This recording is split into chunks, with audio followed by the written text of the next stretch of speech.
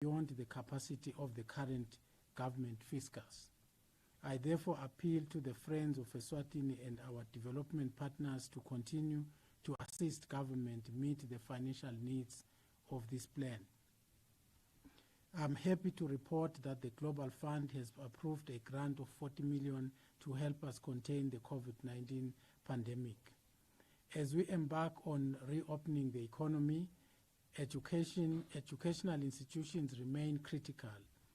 sector towards socio-economic development. Schools and educational institutions cannot remain closed forever.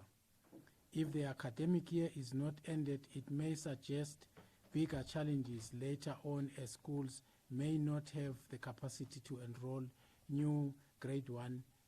pupils. The system would be clogged up. One lost academic year can lead to unprecedented socio-economic challenges, such as gaps in labor market skill sets in subsequent years. Even though there is apparent need to reopen educational institutions, government is aware that proper systems and strategies should be in place to ensure the safety and well-being of learners and teachers in schools, and also compensate for lost instructional time. To this end, government has mounted a number of distance learning initiatives to ensure that teaching and learning continues even under the partial lockdown. In preparedness for the reopening of educational institutions, government, in consultation with stakeholders such as SNAT, IPA, UN agencies and others,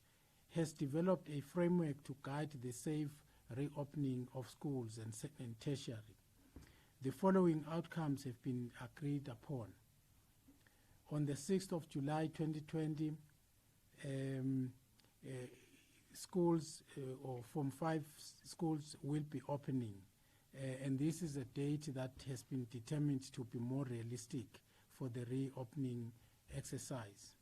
School calendar adjustment and recovery strategy has been developed. Standard operation procedures have been developed with the assistance of the Ministry of Health to ensure alignment to the WHO COVID-19 regulations. A checklist to assess the state of readiness for educational institutions to reopen has been developed. A COVID-19 module specific to education has been developed to guide schools and institutions of higher learning on how to deal with the new normal in their operations. A screening tool for COVID-19 symptoms has also been developed, and a strategy on training of school communities on COVID-19 is in place. Consultations and trainings with school committees and teachers are currently ongoing to ensure the entire school populace and community is ready to adhere to the new standards as expected. We appeal to all stakeholders, including parents, teachers, and transportation sector, to cooperate with government as we embark on this delicate yet important process of reopening schools. Government's focus is to ensure and secure a safe and seamless transition back to quality teaching and learning. The easing of business operations and the planned reopening of schools is not in any way a signal that things are back to normal. We have to adapt to a new normal where we recognize that we'll live with this virus for some time until a vaccine is found. If in the interim we have to save life, there is no better way to achieve success than to live in a way that projects ourselves and protects everyone else in the communities. I cannot overemphasize the importance of taking full responsibility for our individual actions in this COVID-19 fight and following all the health precaution measures as provided by the WHO and the Ministry of Health. These include washing hands regularly with running water and soap, and using a sanitizer in the absence of water, using other non-touch methods of greeting instead of shaking hands, observing social distancing and maintaining a distance of at least 1 meter from each other at all times, wearing a mask in public places and at home when one experiences flu-like symptoms, avoiding touching your face, your mouth, nose, and eyes, cleaning all high-touch surfaces in our home and business regularly. While we are focused on fighting this virus and getting back our economy on track, it is important that we highlight the need for all of us to rally behind the protection of our women and children from the scourge of abuse they continue to endure from men. The might of the law is closing in on all abusers who continue to destroy the lives of our women and children with no regard. I appeal to all Eswatini to take the individual responsibility of protecting our vulnerable citizens, especially women and children, to ensure we rid our society of this despicable scourge of violence against the people we love and cherish. As we spearhead efforts to contain COVID-19, we have an obligation to never fall back to complacency, but to remain steadfast and resolute in our efforts to triumph over this stubborn enemy. On behalf of His Majesty's government, I wish to thank all our frontline workers in the COVID-19 response, the health workers in our health facilities and laboratories, the field staff and volunteers who are raising awareness and educating Eswatini about the virus, and the security forces controlling movement across the country and keeping us safe and ensuring that transmission of the coronavirus is brought under control. We are grateful to the Almighty God who has continued to protect the nation from enduring a full brunt of the virus. And as a praying nation, we continue to depend on Him for strength and wisdom. I also wish to thank the great clergymen and members of all faiths who have continued to uphold the country in prayer. We have no doubt that this battle will be won, for there is nothing impossible with God. We are continuously humbled by the wise counsel of their majesties, who constantly push us to save lives and secure the livelihoods of all Eswatini. As we get into the next stage of our response, we urge all Eswatini to restrain themselves from behavior that might invite the transmission of this virus or spreading it to others.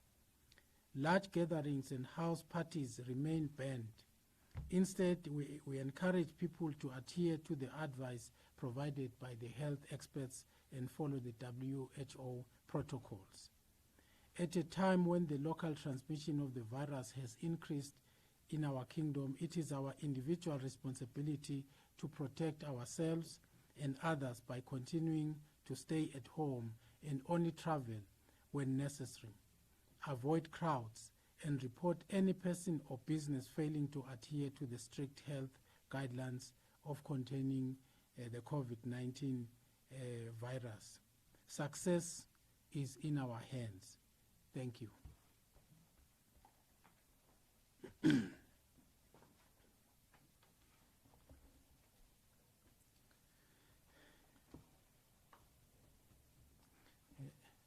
Ninebekunene sekuphele tinyanga letintsatfu solo lomkhuhlane wa COVID-19 waqala noma ke wefika eveni laKangwane. Kuthethwe ke tinqumo letilukhuni kakhulu bekunene kuletinyanga letintsatfu lesisuka kuto la khona kwaqala ngokuthi imbube yemhlaba ithume libandla le cabinet ukuthi limemetele siveni ukuthi sesitawungena esimeni lesesiphuthumako bekunene lesitawulungela ukuthi silwe nalomkhuhlane. Ngithanda ke ukuthatha lelithuba namuhla kubonga onke emabandla lebeka sebenta lo msebenzi kuletinyanga letintsatfu libandla letindvuna tembuso letisgejane letilidwa nguye Deputy Prime Minister. Sibonga nje umsebenzi lomkhulu lowentiwa onke lamabandla solo umsebenzi waqala silwa nawo lomkhuhlane bekunene emabandla labukete tinhlangothi letehlukene lamanye akahulumende lamanye aku private sector bekunene sibonga nje kutinikela kwabo sisasebenta lomsebenzi lomkhulu kangaka nalolukhuni longazange sobonwe eveni bekunene sithi ke singihulumende wembube sithanda ukukhutsata nekugcizelela emaswatini ukuthi sitawuqhubeka sente konke lokusemandleni ukuthi silandzele luhlelo lesithunywe lona lokuthi siphephise umnotho siphindze siphephise netimpilo temaswati bekunene ikakhulu nje sibuke nekuthi temabhizinisi nato tiyasitakala ukuthi tichube emabhizinisi aqhubeka asebenta akhicite kuze ukuthi angetulimala bekunene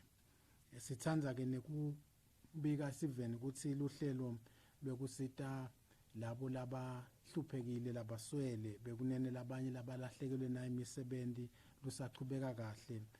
lo sikhuluma nje sesinebantu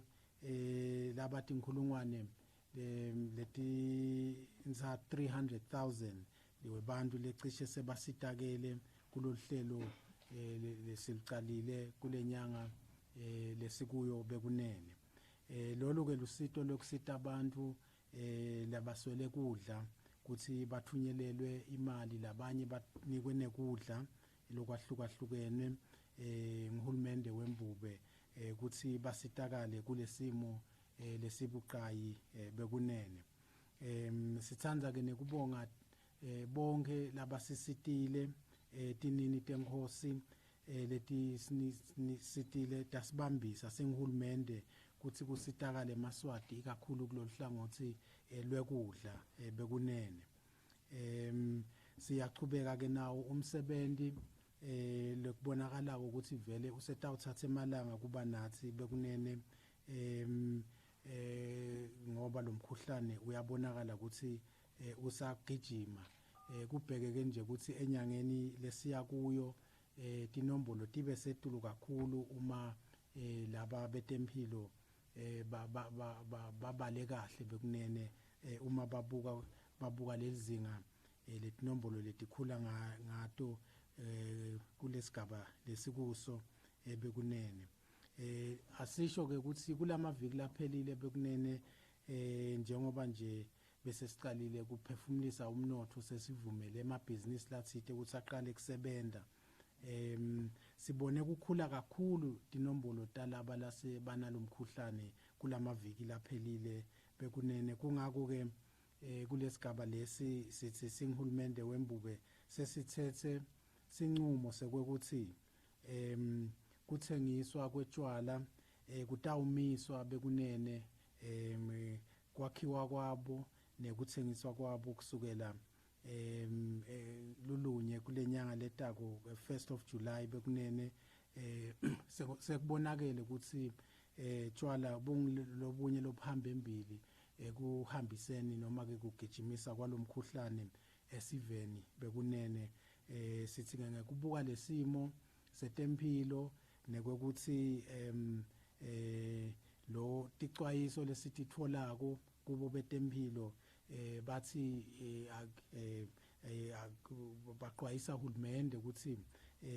asekumiswe kuthengiswa kwetshwala bekunene sitawubuketwa lesimo kuletinyanga letimbili letitako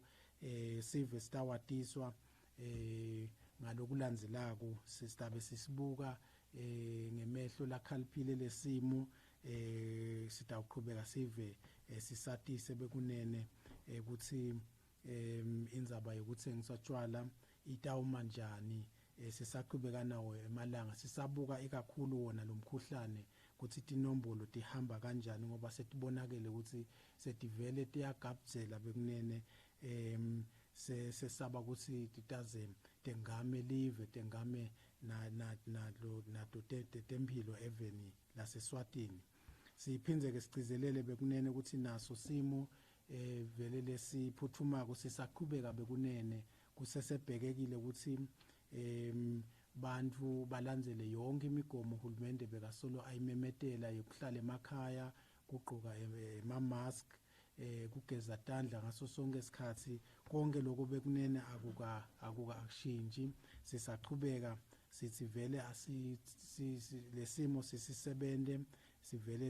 sikhuthalele bekunene ukuthi sente konke lokufanele ukuthi sitivikele thina siphinde sivikele nalabo labadutane nathi bekunene njengoba nje sesishito ukuthi sive sitaqhubeka sisatise ukuthi lo mkhuhlane uqhubeka kanjani nebaka Global Fund ke nabo